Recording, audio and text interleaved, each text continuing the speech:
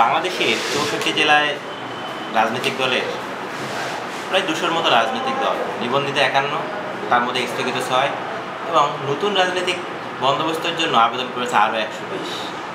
জেলাওয়ারি ভাগ করলেও প্রতিটি জেলায় ৩টা করে রাজনৈতিক দল, কিন্তু ব্যাঙের ছাতার মতো রাজনৈতিক দল গজালেও তাদের মধ্যে তেমন কোনো জনসমর্থন কিংবা জনসম্পৃক্ততা নেই বলতে চলে। আগামী কিছুদিন বিভিন্ন রাজনৈতিক দলের কার্যক্রম, তাদের অবস্থান, তাদের নৈতিকতা কিংবা তাদের সংবিধান সম্বলিত বিভিন্ন আলোচনা করার চেষ্টা করব।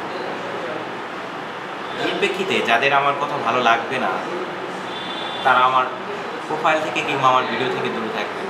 যদি ভালো লাগে দেখতে পারেন, না দেখলেও কোনো সমস্যা নেই, কিন্তু এ নিয়ে বিরূপ কোনো মন্তব্য আমি আশা করি না। হয়তো আপনারা করবেন, এতেও আমার কিছু যায় আসে না। তবুও রাজনৈতিক দলগুলোর বর্তমান অবস্থা এবং বর্তমান প্রেক্ষাপট নিয়ে বিভিন্ন কথা বলব। শুরুতে যেমন নতুন নিবন্ধিত কিছু দল থাকবে, তাদের নতুন নিবন্ধন হওয়ার কিছু শর্ত সাপেক্ষে যে তথ্যগুলো আমাদের প্রয়োজন হয় সেই তথ্যগুলো নিয়ে কথা হবে।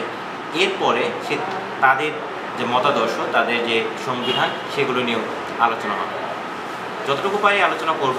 তবে যদি কারো, আবার বলছি, রাজনৈতিক বিষয়ে কারো যদি সমস্যা থাকে, যদিও আমি রাজনৈতিক কোনো ব্যক্তিত্ব না কিংবা কোনো বিশ্লেষকও না, যদি কারো এরকম মনে হয় তারা আমার থেকে স্বেচ্ছায় দূরে থাকবে।